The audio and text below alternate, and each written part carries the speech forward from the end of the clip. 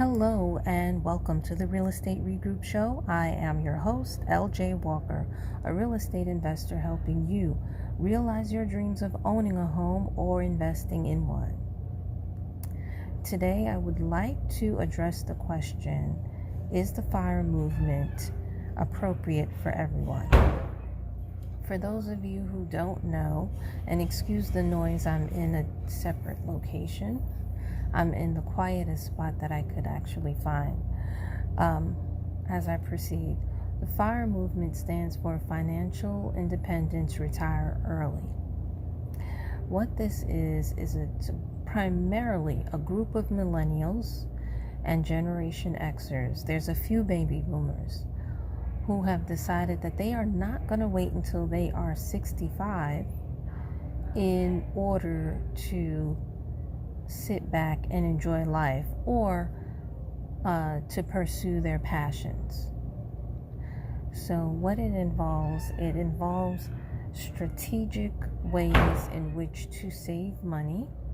Basically, you're saving 70% of your income, and you are also investing at least 20%. Only 10% is for your common enjoyment, which is for clothing and utilities and rent. The rest would be for investing in, let's say, stocks, bonds, ETFs, and what have you. Now, although it works for quite a few people, it may not necessarily work for everyone. I'm not criticizing it because I'm actually a proponent for it. But the thing is, I believe that depending on where you live, that percentage needs to be adjusted. You see, when you are in expensive markets such as New York, Los Angeles, and Chicago, 70% is way too much, number one. So that's why adjustments need to be made. And for those living in those particular cities and states, it's just not wise.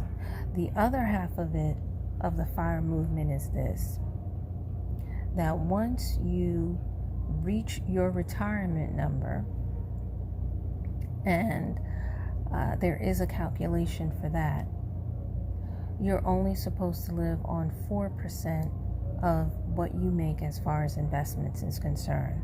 So for everybody, that would be anywhere between $30,000 and $40,000 a year.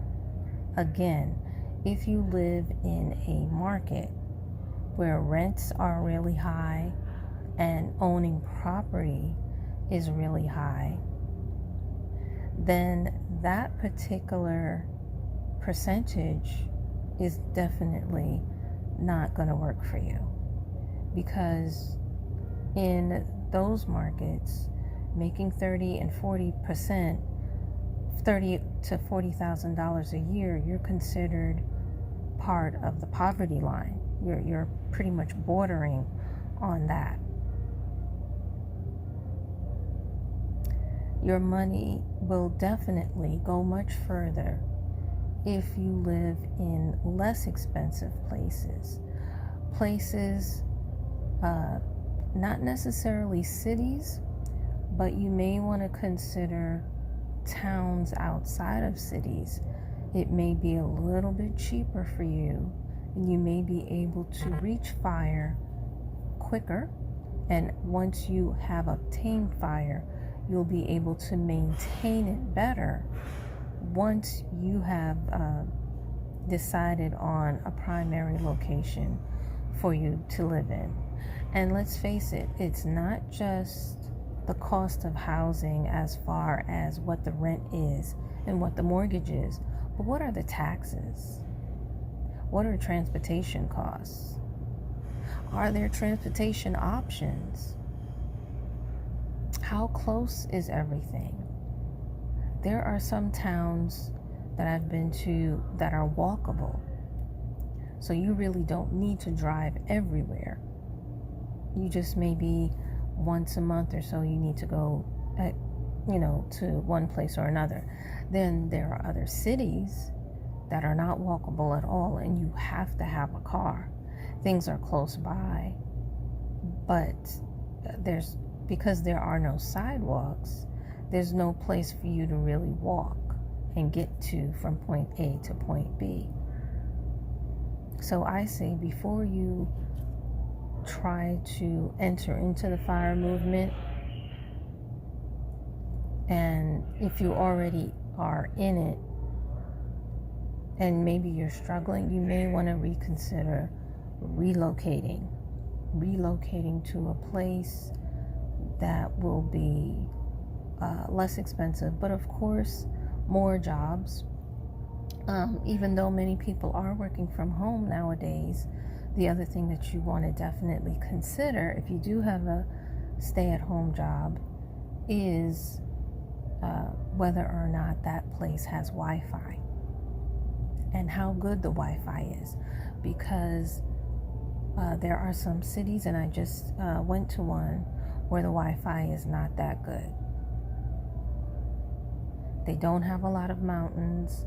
It is, to me, it's rural compared to New York City, but it's not rural. It's considered a city, but it's not. When it comes to their Wi-Fi and their cell phone service, they have it. It's just not that, it's not really developed that well. If a storm comes by and knocks a couple of trees down, you're out. They don't have it set up where the wiring and cable run underground like in New York City. Now, we still do have cables outside, but many new developments, the cable and the wiring is underground. So if a storm comes and knocks a tree down, we still have internet, we still have cellular service. You understand? So, guys, that's basically what's been on my heart that I wanted to share with you. I'm not trying to discourage anybody from participating in that movement. I'm just saying that if you're going to go in that movement, just be a little bit realistic and just start looking at different states. Some may not have you pay income taxes or state or city taxes or whatever. And those states that don't have you pay those taxes, find out what is the trade-off. Because states that do normally offer you a lot of services that states that don't charge will not have. For example, in New York City, particularly in Manhattan, you get your mail every day in your mailbox. That is, if somebody sends you something. You get your garbage picked up in front of your home. All you have to do is put it on the curb.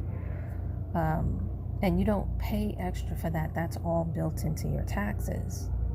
But now, when you go to other places, like, for example, the properties that I have in Georgia, I have to pay the garbage company to come and pick up the garbage from in front of the property.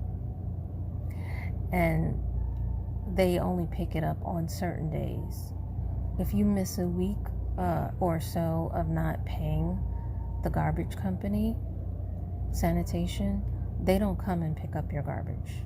It just stays there until you pay. So, and then there are other places, like when I was in Nevada, I was speaking to some people there at a conference, and the ones that live there told me that they had to put their garbage in their car and drive it to a dump site and dump their garbage there. But see, they don't pay as much taxes as New York. That's the trade-off. That's what I'm talking about. So again, when you're going to participate in the fire movement, in order for it to be effective, you may have to relocate. And when you relocate, please choose the place in which you want to relocate wisely. All right, I'm done for now. That's all I have for you.